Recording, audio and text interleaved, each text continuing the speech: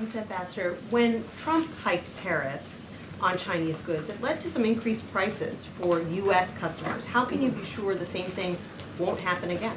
First of all, I think that link in terms of tariffs to prices has been largely debunked. What I would say is that what the president has instructed that we do is to focus on making our supply chains more resilient. That means we need more options. That means here in America, we need to have more manufacturing capacity. Resilient supply chains means that we will be able to insulate the American economy from the kinds of price spikes and the inflationary dynamics that we have seen that have come primarily from the supply chain challenges we've experienced, first from the pandemic, next from Russia's invasion of Ukraine. If you think back to March of 2020 and you think about how much a face mask cost, it's a trick question. The answer is you did not have enough money to buy a face mask because there just weren't enough in the world to go around.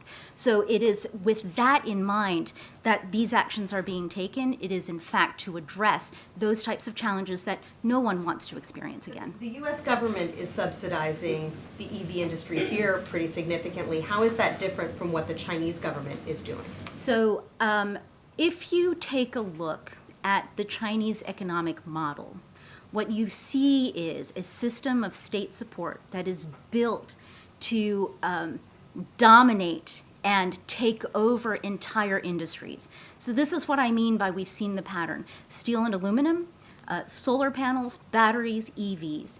Today, China's production capacity in steel is 55% of world capacity. That's in one country. Aluminum, 60%. EVs, 60%. Solar, 80%. And in certain critical minerals, 85 to 95%. So those are subsidies with an aim to cornering the world market and achieving dominance and creating dependency.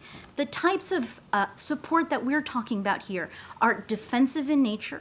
They're about creating the space to compete, the space to thrive, the space to survive the kind of onslaught that we are seeing across the board. Did the President signal to President Xi in their most recent conversation that this might be happening soon? So let me put it this way, again, from the President to Secretary Yellen, Secretary Blinken, in my own engagements with counterparts from Beijing.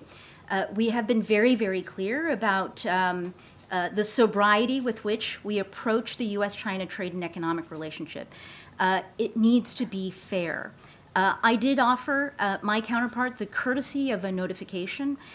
This does not come as a surprise, should not come as a surprise to our counterparts in Beijing. The notification, was that today or yesterday? Or?